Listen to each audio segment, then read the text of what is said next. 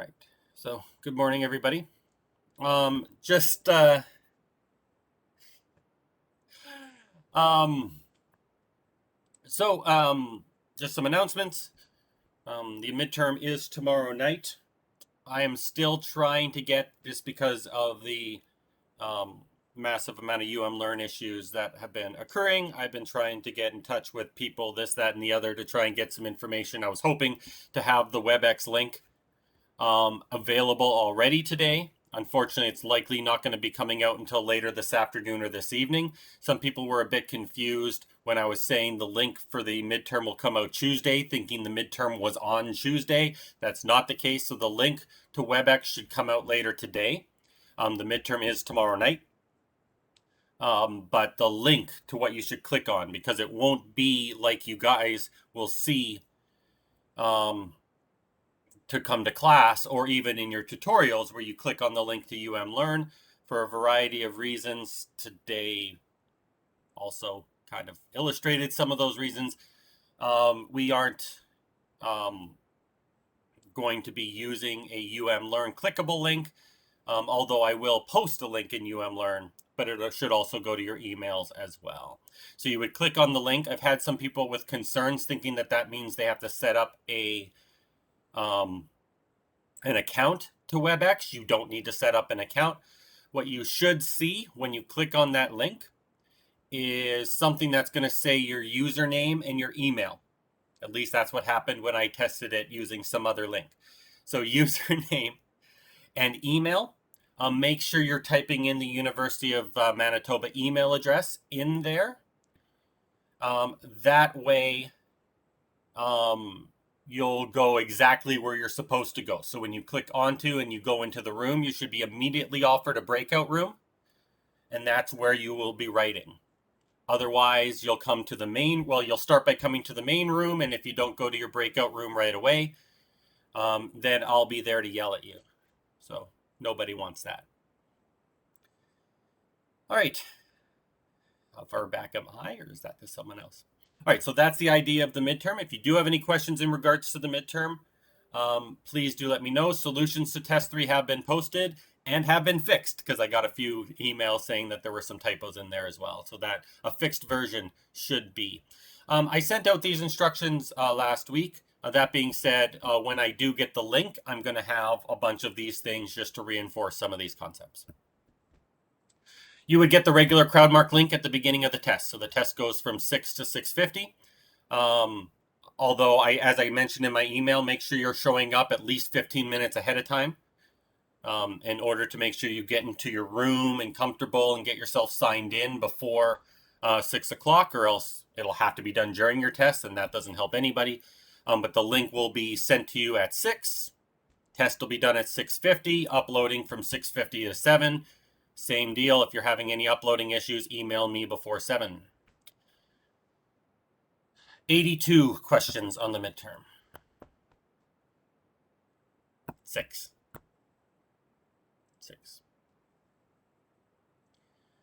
All right. If you have any more questions, feel free to fire them off. If not, there should be a question right in front of you for you to get started.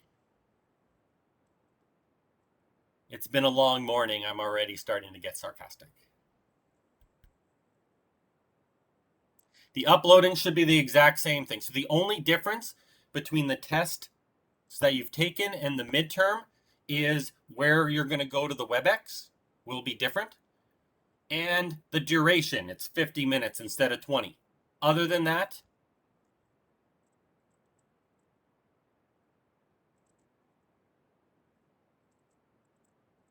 there you go.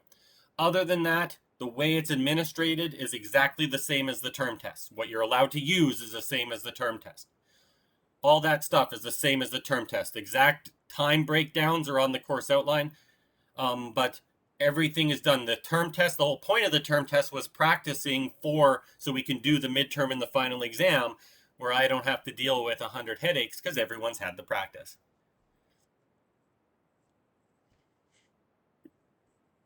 Yeah, so other than duration and the exact WebEx link that you would click on, because obviously it's not in your tutorial, how the test actually occurs should be the same.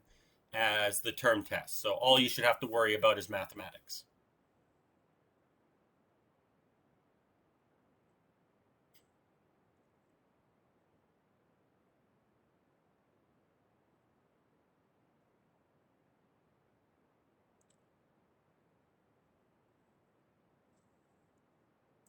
Anything done in the course is fair game. I'm not sure what you mean. Will old test questions be on the midterm, like the exact questions? Probably not.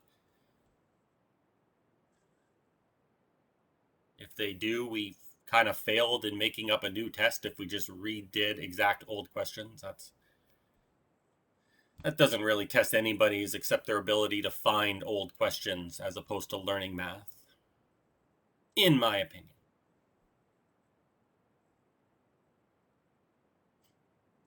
Total number of points, I don't know.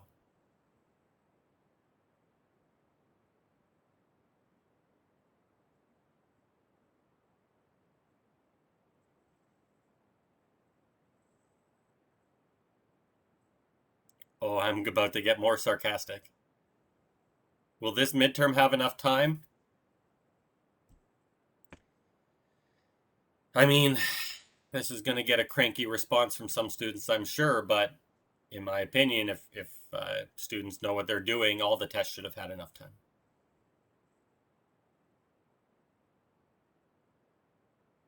Depends on the nature of the mistake and when it happened and how it affected things. Like things like that don't have an easy answer. If it's the very last step and there's just a negative mistake, take off one. If it occurred in step one and drastically affected how the question happened, it might be more. Like it really depends on the context. I can't make a blanket statement like that.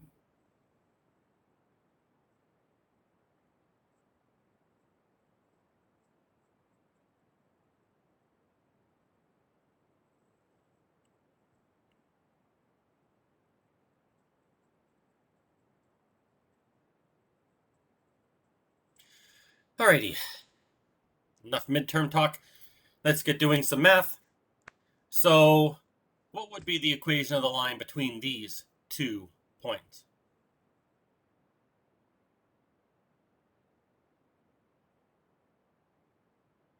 If anyone sees an error in my solution, send me an email. I don't have it in front of me right now, so I can't take a look. Send me an email. So how do we find the equation of the line between 2 points? And that is not a class in this class question. So question 1 is not a university question. It's a high school question. How do you find the equation of a line between 2 points?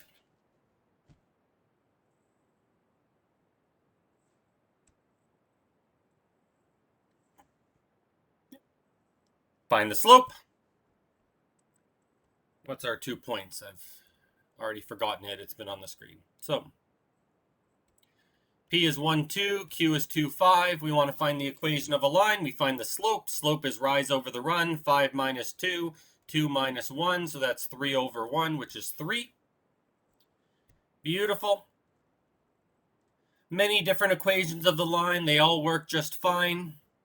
So we could use y minus 2 is equal to the slope times x minus 1. Any of those, either of these points, this 1 and this 2 came from the point here. That's a perfectly acceptable form of the line. Other people might find it slightly differently. You could get y minus 2 is 3x minus 3. So y is equal to 3x minus 1. If you prefer slope-intercept form, you could have solved for the negative 1 by plugging stuff in. That's not really the purpose here, but it works. Or you could have the equation of the line looking like 3x minus y minus 1 is equal to 0. This is called general form, sometimes called standard form, and we can get our equation of the line like that. All right, the question wouldn't really matter which form that we're talking about.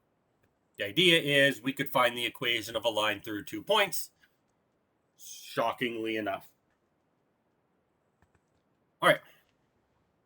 So that's not really what I wanted to talk about. I wanted to talk about finding the vector or finding a vector orthogonal to PQ. That's the actual linear algebra. So what is the vector PQ?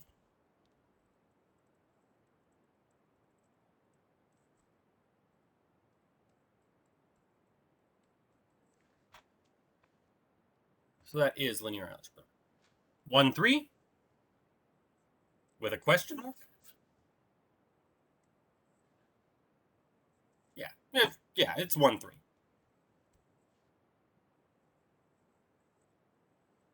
Can anyone relate this 1, 3 to something we just saw above up here?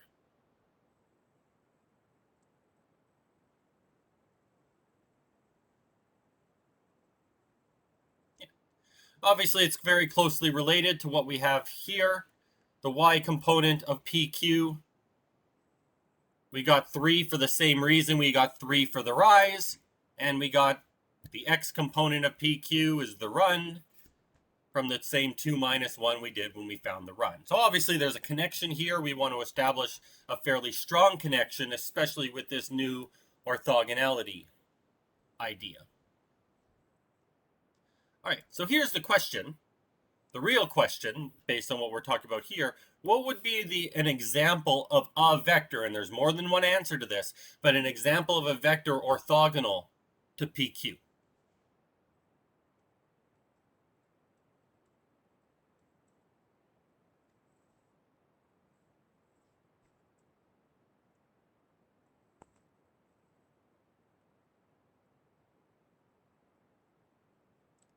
And there's many answers, many different answers.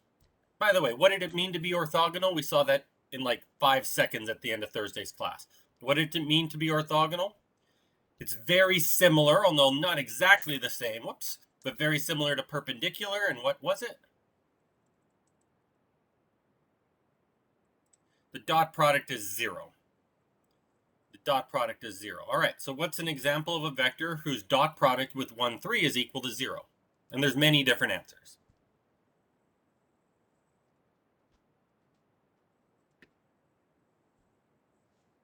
The 0 vector would work. Fair enough. Let's try one that's not the 0 vector, though.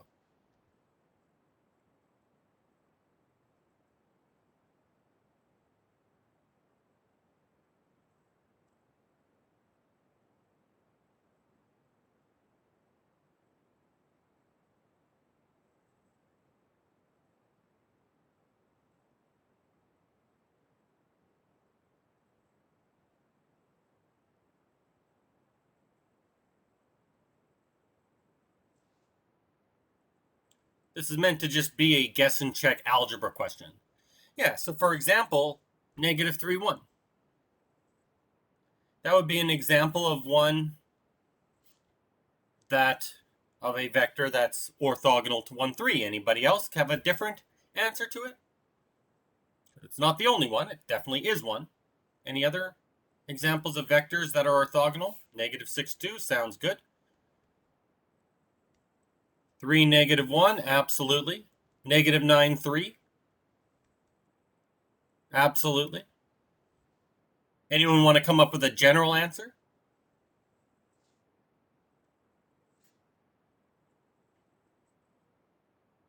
Dot product is 0.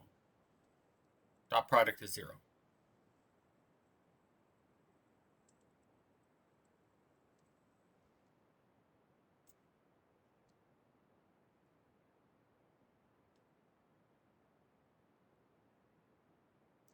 Yeah, honestly, any multiple of 3, negative 1 would work.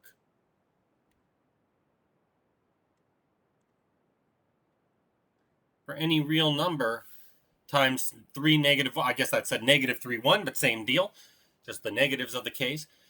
Yeah, would work. So there's infinitely many answers to this. So my question to you is, take a look at 3, negative 1, and take a look at our equation of the line in general form and see.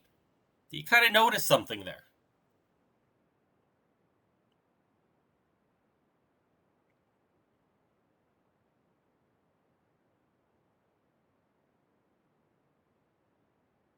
Yeah.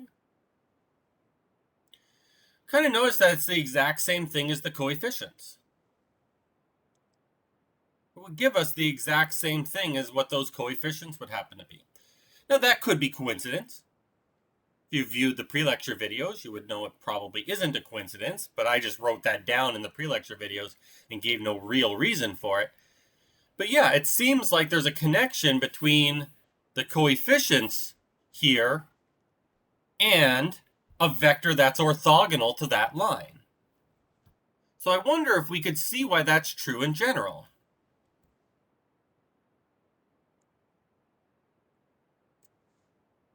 So question, is that true in general? If P x1, x2, and Q, y1, not x2.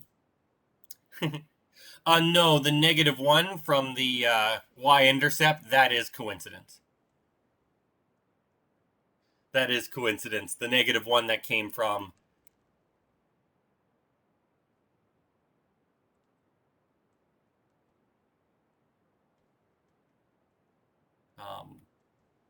the fact that also, the -1 from the y-intercept also seems to match this. That is a coincidence. Right. Pretty much effectively, yeah. So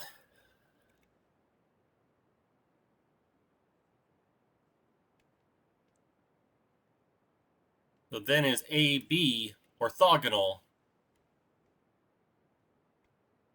to PQ? So that's the question. So see if you can figure that out. See if you can figure out, was this a coincidence or is this true in general, that if P and Q are 2 points on this line, then show that AB is actually orthogonal to PQ. So I'll give you a couple minutes to see, can you come up with a reason why this is always true, not just some weird coincidence for that one example.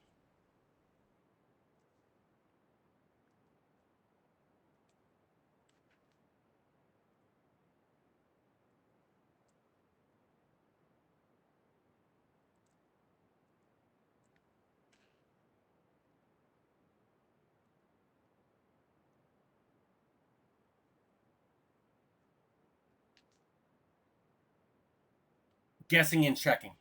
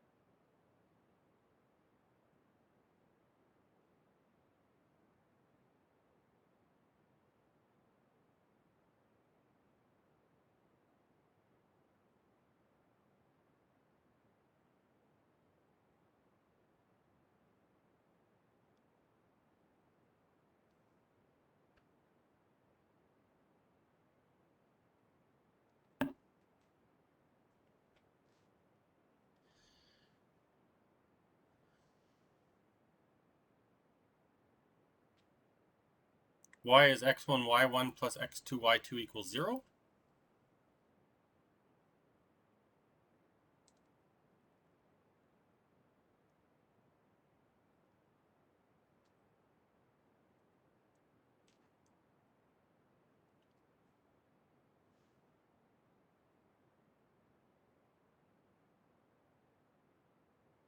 All right, so what does it mean? There's many ways of showing this, and that's fine, but what does it mean for these 2 points to be on this line?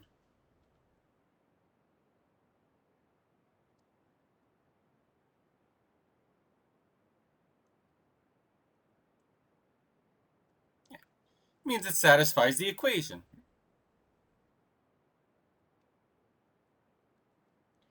So we can find PQ. PQ is x2 minus x1. y2 minus y1. We want to show that this is orthogonal to A times B.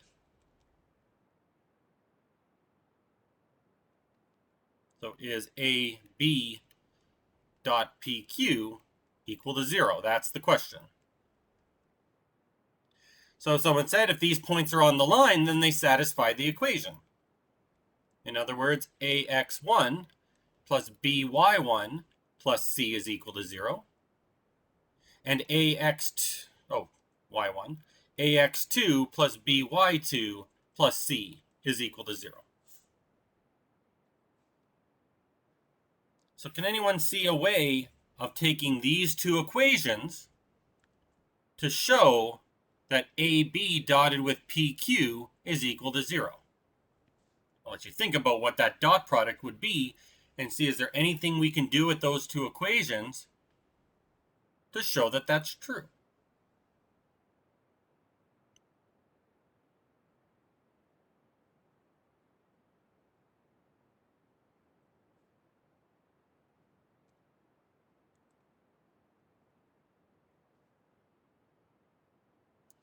Well, it's not homogeneous yet because there's a constant. What can we do with those two equations to get rid of the constant? As somebody else mentioned, we can subtract. Yeah. So if we take 2 minus 1, that gives us A times x2 minus x1 plus B times y2 minus y1. The C's disappear, and we're left with 0.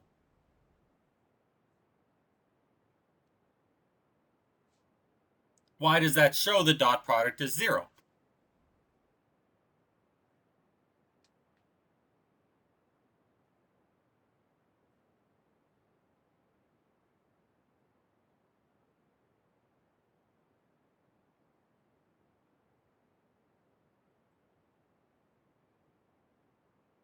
Why does this statement show that the dot product is 0?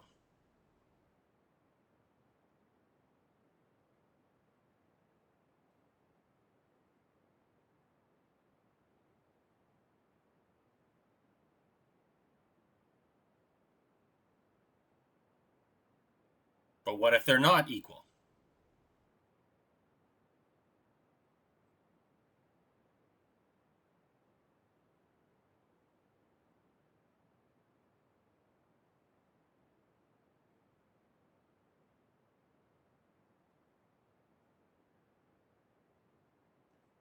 If we're not sure, let's figure it out. What is AB dotted with PQ? What is that dot product? We have AB. PQ is up at the top there. What is AB dotted with PQ?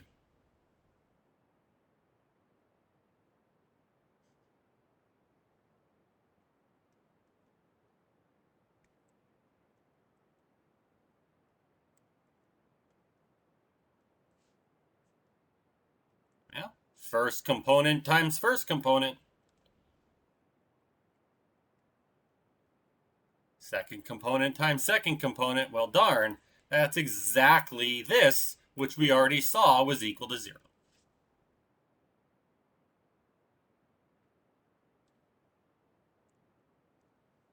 All right, so the point being, so in summary, and we're going to use this today, in summary,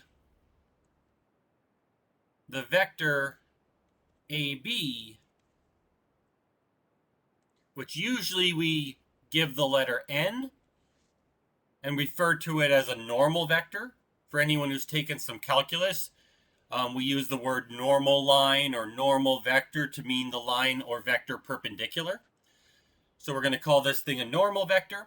The vector n, which is AB, is orthogonal to the line AX plus BY plus C is equal to 0. But keep in mind, like we saw when we did the first part of this, I'm not saying this is the only vector that's orthogonal. There's infinitely many vectors orthogonal to it. I'm saying it's one of the vectors orthogonal to it. Right. Any questions about? No? more the summary. I mean, yeah, okay, we proved it, but kind of the summary in terms of what we're doing, because we're going to use this in some of the other questions we're going to be seeing later. All right, well, if we can do it for 2 in R2, why not look at R3? So, see if you can come up with a similar type conclusion to a slightly different problem. So we'll, again, like in the last question, we'll start it by trying it with actual numbers and then seeing if we can come up with a general rule that works all the time. So I'll give you a chance to get started with that.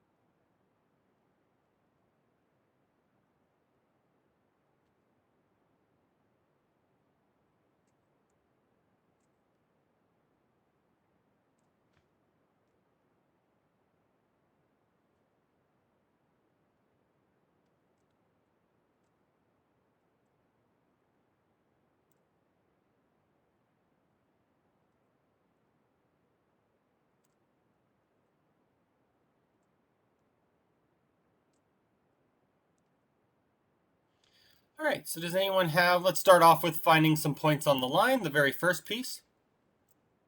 What would be some examples of points on this line? Oops, not that. What would be some examples of points on this line? Or plane, not a line. It's a plane. What would be some examples of points on this plane? Intercepts would work.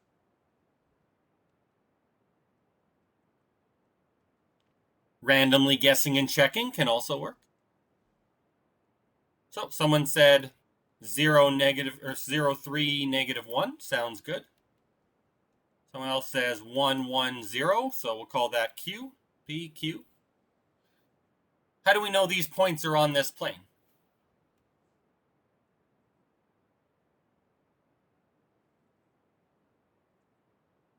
Right. Plug in the numbers. If we plug these numbers in, x equals 0, x, or x, that second x should be a y. X equals 0, y equals 3, z equals negative 1, then that left-hand side is equal to 5. But of course, that's not the only point.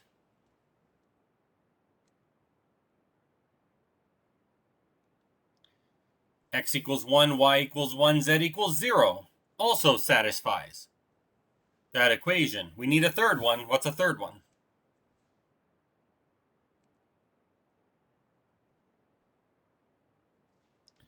Uh, 2, negative 1, 1.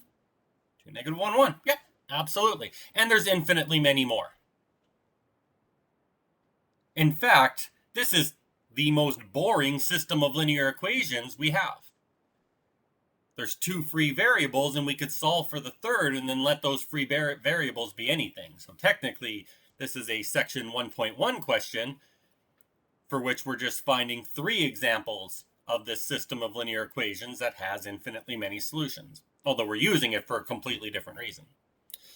All right, so as the question says, we want to find a vector that's orthogonal to both PQ and PR, so it makes sense we'd find PQ. So PQ is 1, -2, 1, and PR is 2, -4, 1 minus 1, 2. So we want to come up with a,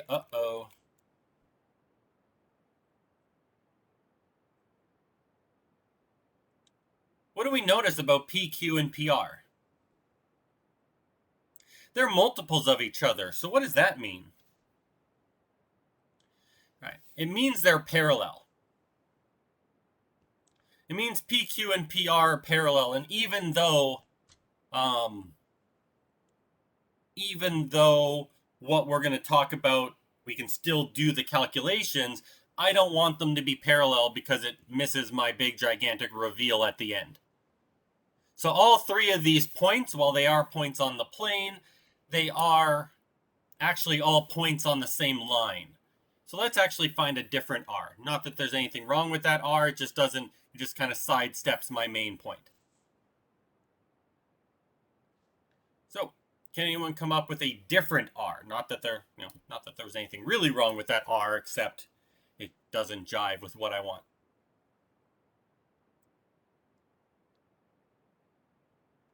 -1, 1, 1. Yep, sounds good. And then maybe we won't get, so PR, that would be -1. 1 minus 3 is -2. 1 minus -1 is 2. And now they're not parallel to each other, so we're good.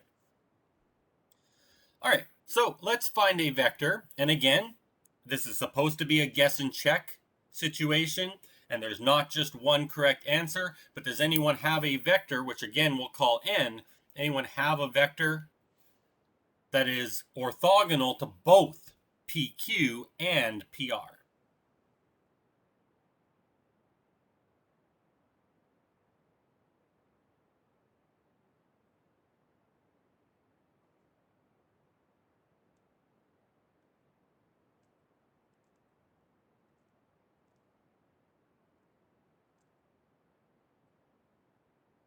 Yeah, 2, 3, 4.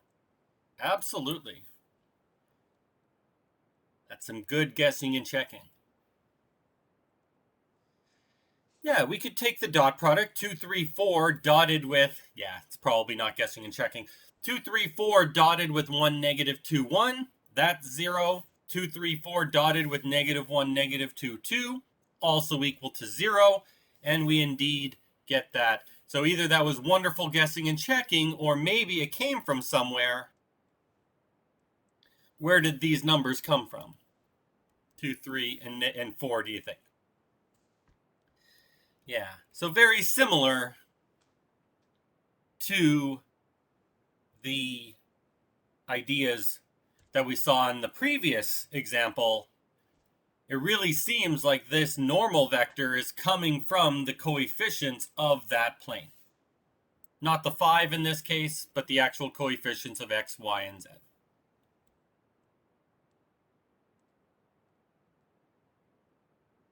So note,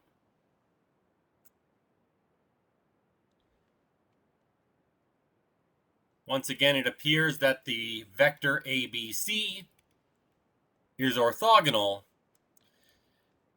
Now I'm going to write something that isn't necessarily going to make sense for just 1 second, but I'm not going to write to PQ and PR. I'm going to say to the plane.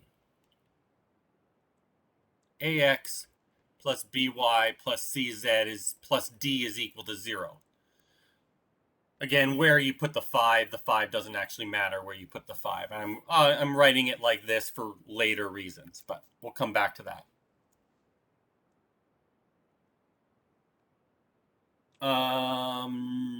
Not exactly.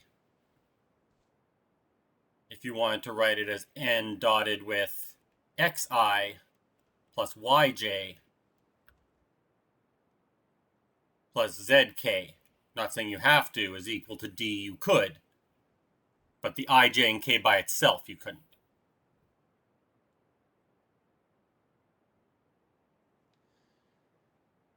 Z plus 1? It doesn't say z plus 1. It says c, let me make it more clear.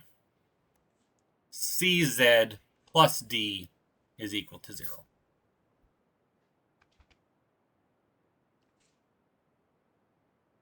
Make sure I connect my d. There. As opposed to looking like 1 with a bracket. All right. Now, what do I really mean when I say orthogonal to a plane? Because we've only talked about orthogonal in terms of vectors. So I better make sure it's clear what I mean by being orthogonal to a plane. So here I'm going to draw a plane. So when I say orthogonal to the plane, what do I mean?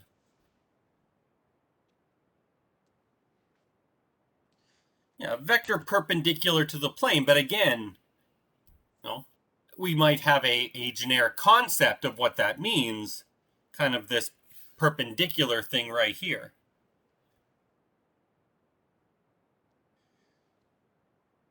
But orthogonality is something we have between two vectors.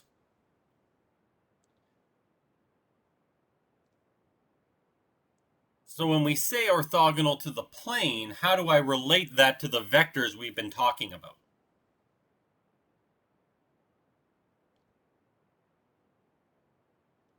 Right, exactly. That's what a plane is. And we'll actually talk about planes in a lot more detail in the next section, in section 3.4. But that's what a plane is a collection of points. But as we know, any 2 points creates a vector. So we can start off with 1 point, and then every other point on the plane we can think of as making all of these vectors. So when we say normal to the plane, what we really mean is, orthogonal to the plane, what we really mean is orthogonal to every vector parallel to that plane. So the PQ and the PR we just found, n is perpendicular to that.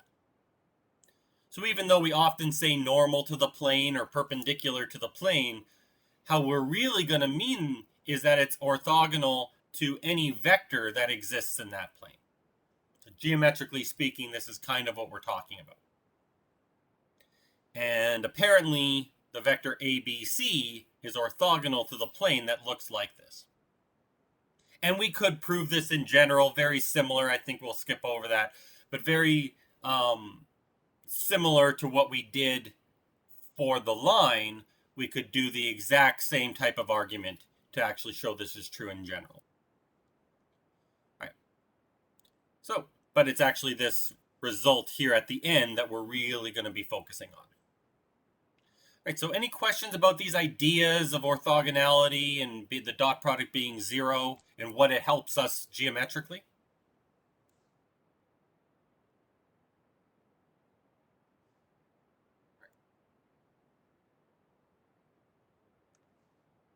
Okay.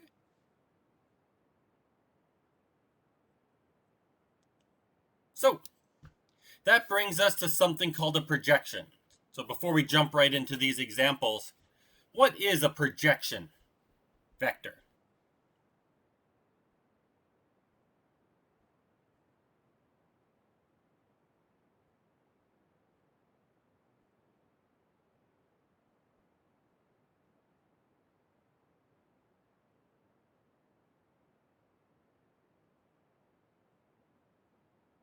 What is a projection?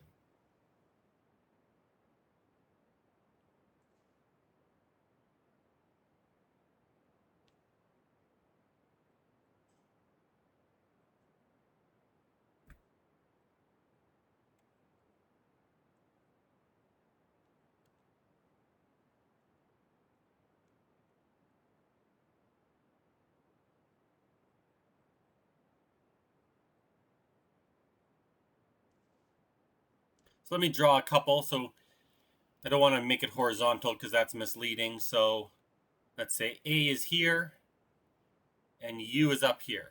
So what is the projection of A onto U? Or sorry, U onto A?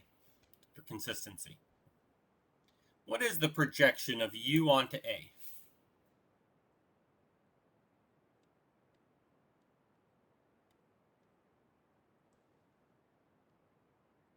It's been doing the pre-lecture videos.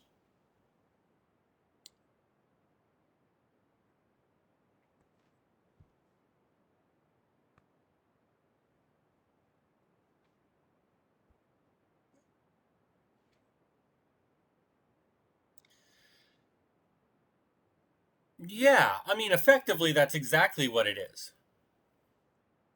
It's basically how much of U is in the direction of A is a pretty, decent way of phrasing that. Of course, that's kind of a weird way of dealing with the calculation, so we're going to be a bit more specific so that the calculations make a little bit more sense, but that's effectively what it is, all right, we can think of U as being kind of in the same direction as A.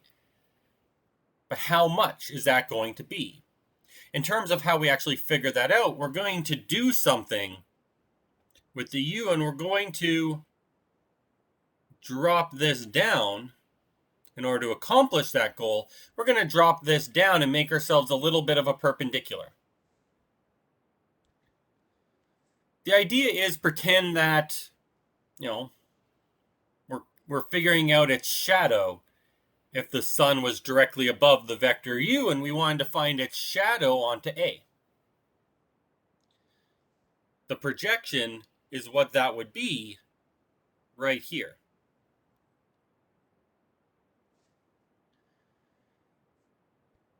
So that's what we're going to get here, is that the projection of U onto A is this shadow piece that if we drop down this perpendicular, that's what we get. Now, somebody mentioned it's a scalar multiple of the vector A, and that's absolutely right. Why is this a scalar multiple of the vector A?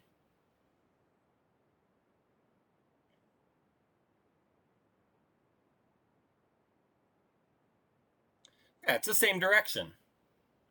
Granted, it doesn't necessarily need to be the same direction. For example, if this was A and U was sticking off in this direction, then our projection would be over here. So it might not need to be in the same direction, but what does it need to be?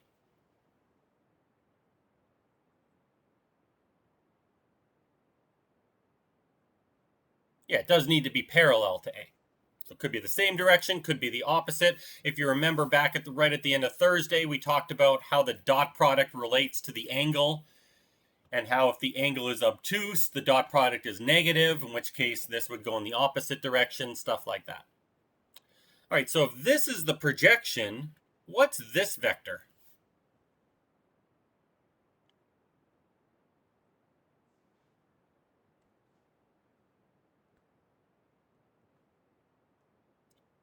It's orthogonal to the projection, fair enough, but just how we add and subtract vectors. What's that vector going to be?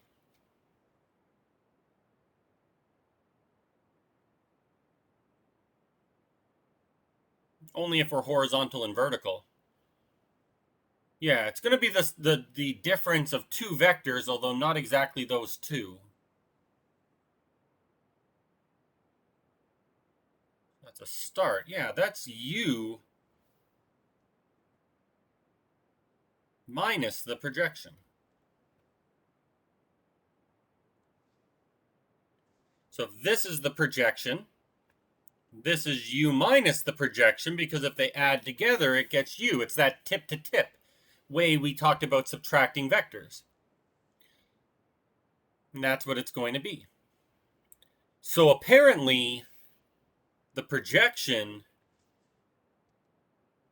and U minus this thing are going to give us something that's orthogonal. And that's kind of what I'm asking you to show here. So I claim that the projection is this weird dot product concoction. So see if you can show that what we have there is actually orthogonal to the vector A, because that's what we want here. We want this vector, U minus that thing, to be perpendicular to the vector A. So see if you can show this little projection formula, u dot a over the norm squared times a, see if you can show that projection formula by showing that these two things are in fact orthogonal to each other.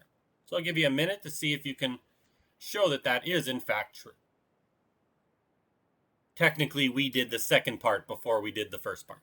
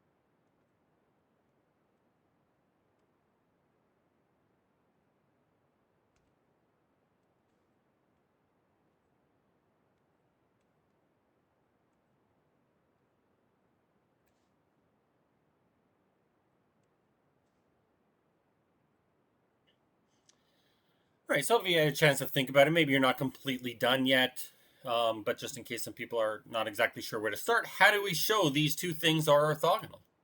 How do we show any two things are orthogonal?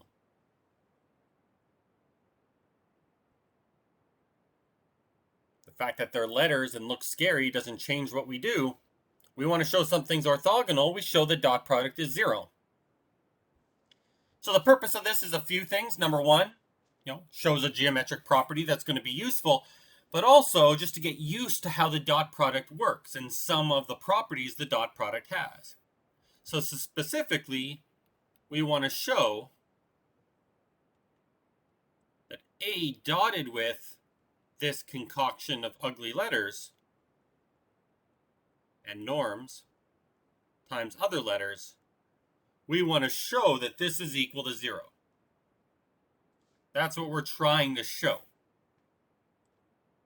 Of course, if we're trying to show it, we can't say it's true. We don't know it's true yet. We can't say so.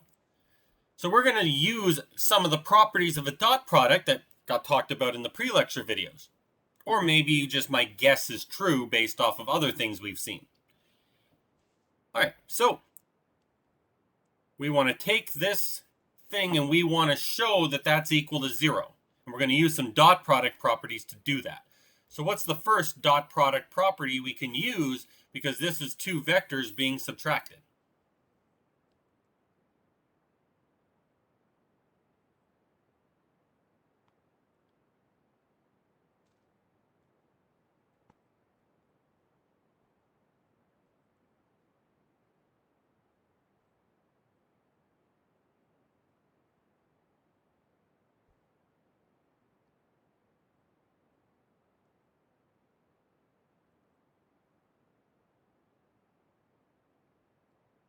Nothing? All right, it's a property that starts with a D.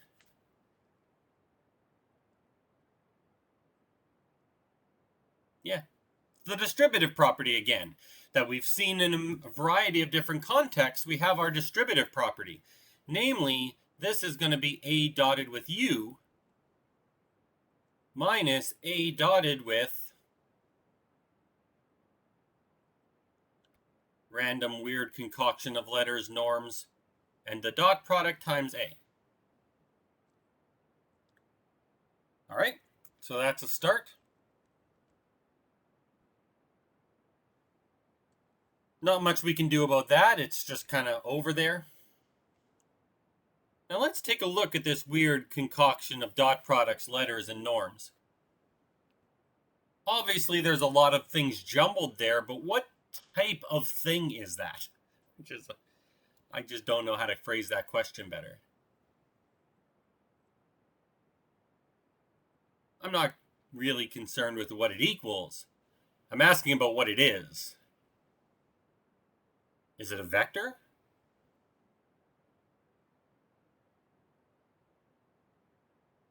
Yeah, it's a number. It's a weird number. There's like 1, 2, 3, 4 bits of calculations to find that number, but it's a number. Which means, what can we do with that number?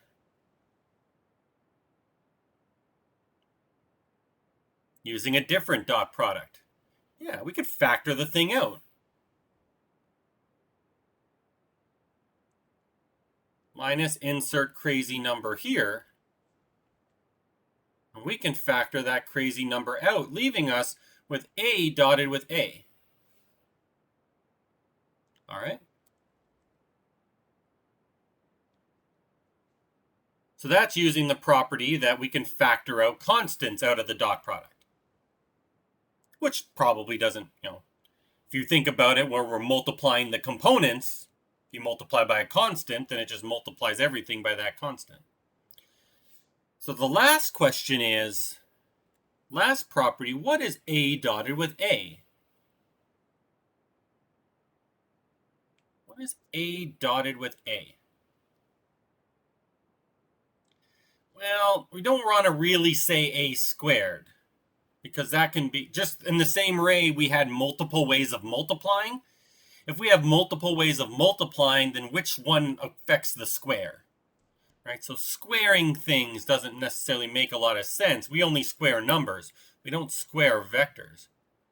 It's the length of A squared? Why is it the length of A squared?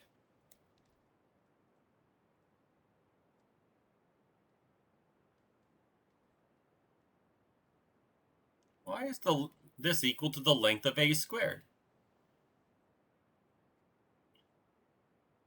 That is certainly one way of thinking of it, absolutely. Sure, we'll roll with it. You can do this algebraically as well. But that's the length of A times the length of A times cosine theta, where theta is what? Why is theta 0? That's true. Why is theta 0? Yeah, because they're the same vectors, so the angle between the same vector is 0.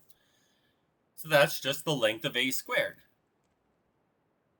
Or you could have done it as A dotted with A is equal to A1 squared plus A2 squared plus A3 squared, or however many components it has, which is also the length squared.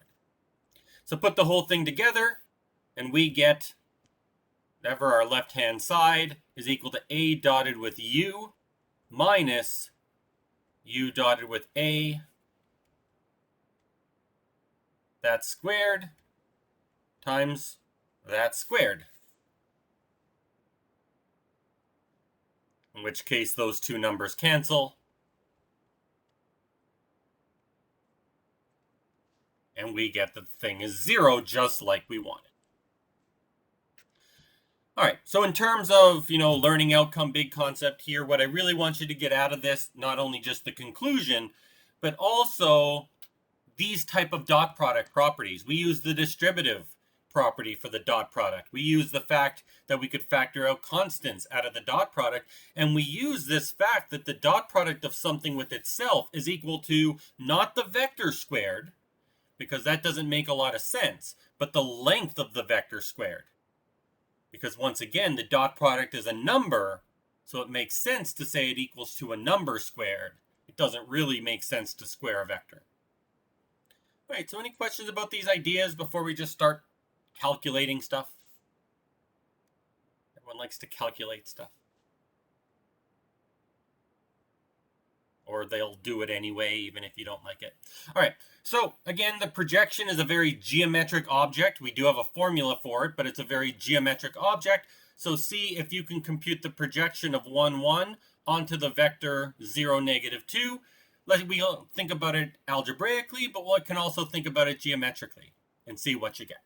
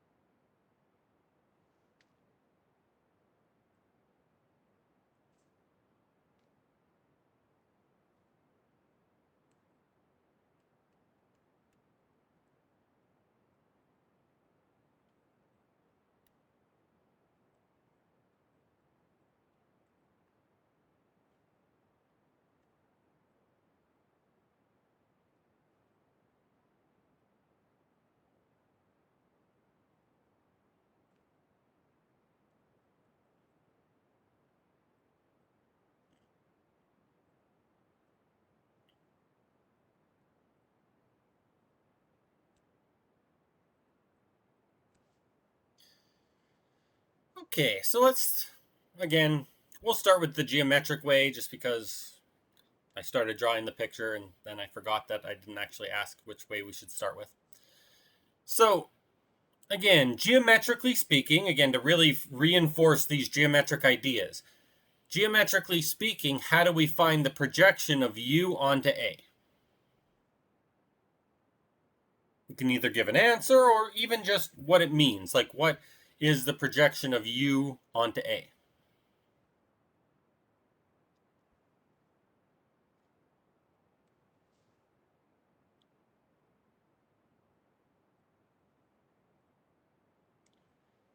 All right. So we can think of it as, all right, we're going to take the entire line parallel to A, and then we're going to drop a perpendicular from U onto that line. And so the projection is going to be this right here. Now I've drawn it vertical, or sorry, I've drawn that thing horizontal. Technically, that's just because A is a vertical line, or a vertical vector, which gives a vertical line. So being perpendicular to being vertical is going to be horizontal. In general, that's not always going to be the case. So it's usually harder to think of this geometrically. But just to get used to the ideas, we get that projection right there. So what's the projection going to be?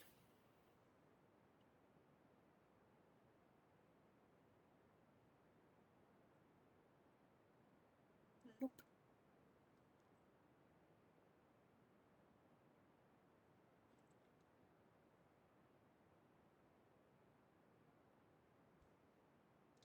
Yeah, the projection is 0, 1. The projection is 0, 1. So this would be an example of one where the projection does go in the opposite direction as A. So remember, the projection is parallel to A, but it doesn't necessarily mean that it has to be in the same direction. It could be in the opposite direction, depending on whether the scalar multiple is positive or negative. All right, so that's how we could reason it out geometrically. And again, full disclosure, it's not really about using the geometry to calculate things. It's about using the geometry to use it. And then our formulas are going to help us calculate it. So if we did it the algebraic way, that's A dotted with U, or U dotted with A, the order doesn't matter, divided by the length of A times A. So what is A dot U? In fact, we did this before because we did the dot product of these two vectors. That was our first dot product example. What is A dotted with U? Yeah. All right. Again, the order doesn't matter. I did write A first, so let me be consistent. 0 times 1 plus negative 2 times 1, which is equal to negative 2, over the length. So the length of A is 0 squared plus negative 2 squared. The square root, except we're squaring that square root in the denominator and then multiplying by the vector 0, negative 2. So that numerator is negative 2, as some people are saying. What's the length? Before we square it, what's the length of A?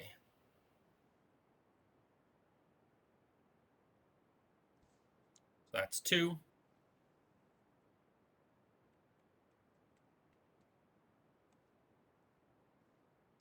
In other words, it's negative a half times 0, negative 2, giving us the same 0, 1. So this number in front basically tells us the proportion of the vector A. In this case, it was a half, so the projection is half as long. It's negative, so the projection's in the opposite direction.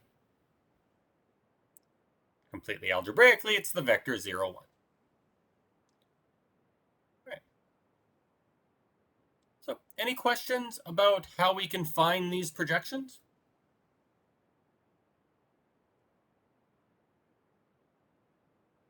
All right. So, now that we know how to find them, we can start talking about how to use them. See if you can use the projection to determine the distance from the point P, which is 1, 2, to the line y equals 4x minus 7.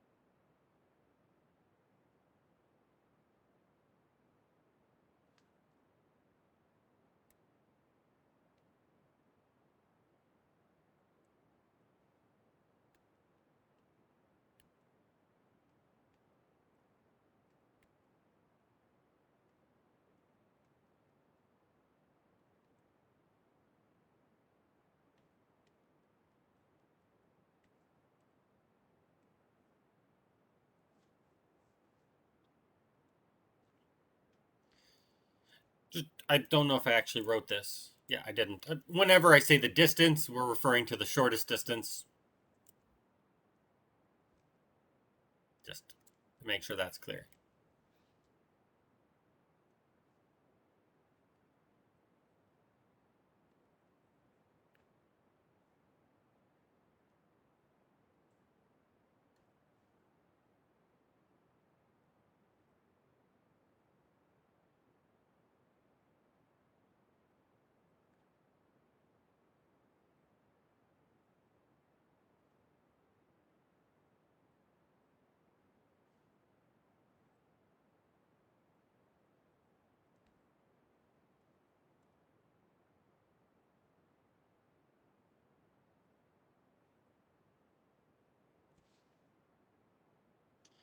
All right.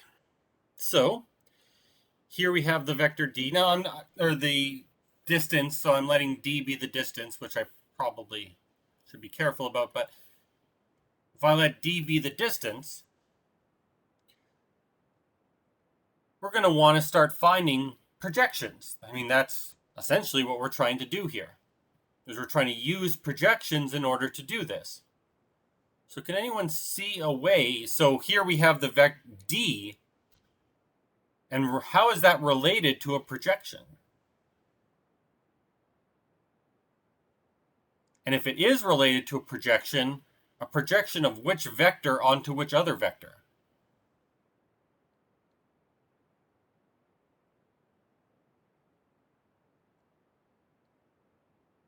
And how does this relate to something we started the class with?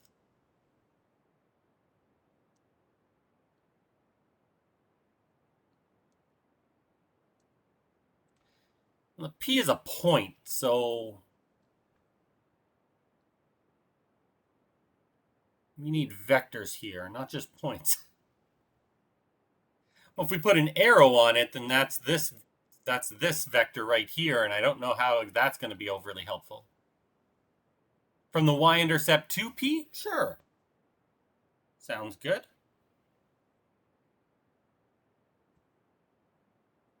So call this thing Q, I guess.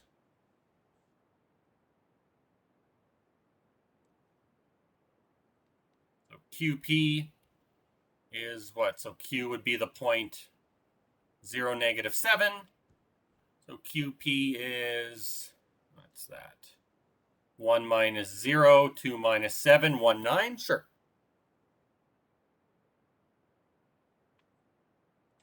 And we're finding the projection onto what? The projection onto what vector? Or what object, I guess.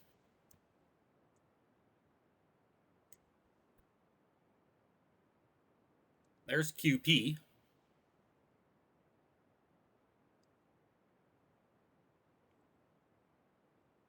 And there's nothing special about the y-intercept. You could have chosen any point on the line if you really wanted to.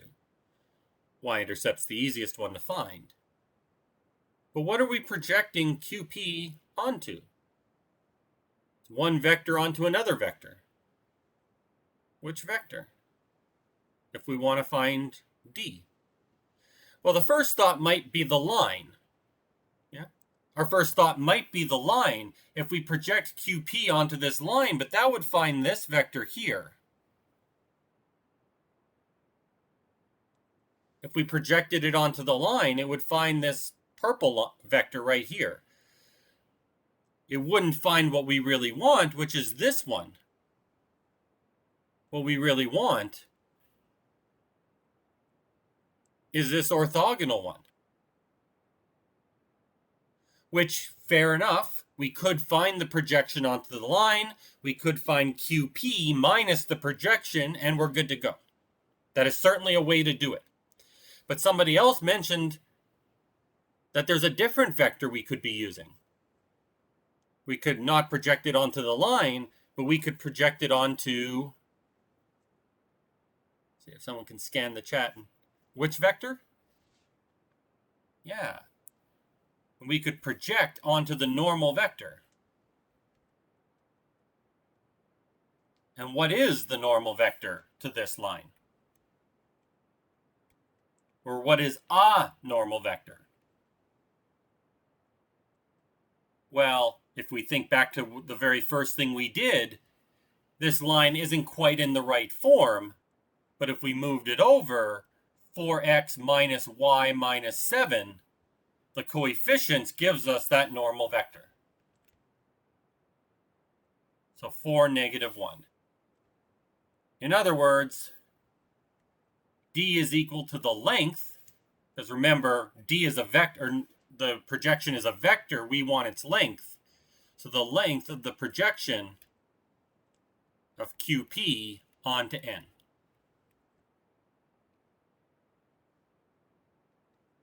And now it just becomes formula, crunching numbers in a formula. So that's kind of the idea, is we can use projections to find the correct vector. So if we want the distance, we just find the correct projection, find the projection, and then we just find its length. We will crunch some numbers, but any questions about the geometric ideas of how we're using this projection?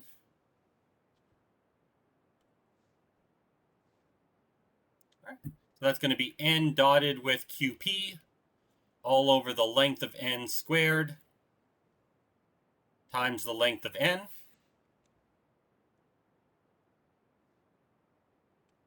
So N dotted with QP, that's going to be 4, negative 1 dotted with 1, 9 all over the square root of N, which was 4 squared minus negative 1 squared times 4, negative 1.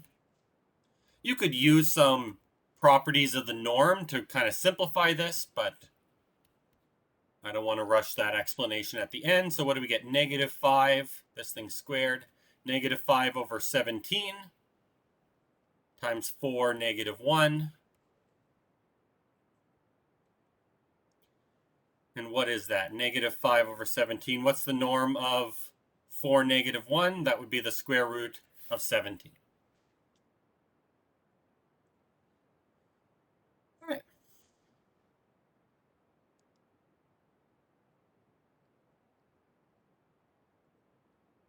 Any questions about this?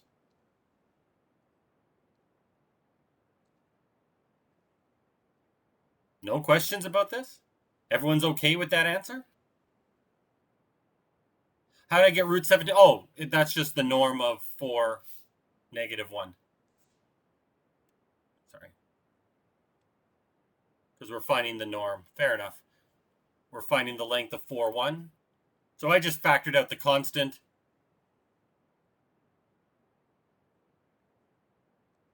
Like that. Same as what we did in the denominator. It's just another length. There we go.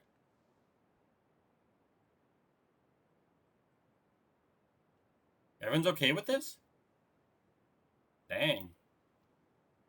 So the distance is negative 5 over 17 times the square root of 17. Wow.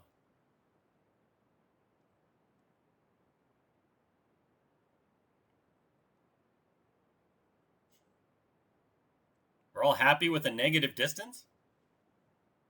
Yes, you are. Yeah, so we do have to be careful here. It's not, we can't just factor out a negative out of a length. The length has to be positive. The length has to be positive. So this is correct. But be careful. There's a rule about lengths. That the length of a constant, sure, you can factor out the constant, but if that constant was negative, in fact, I think we talked about it. I might not have it on the same OneNote, but if we multiply a vector by a constant, and that constant is negative, it multiplies the length by the absolute value of k, not k itself. All right. If anyone has any questions about this, feel free to stick around. I'll be more than happy to answer. If not, that's it for today. I'll see some of you on tomorrow night, if the rest of you on Thursday.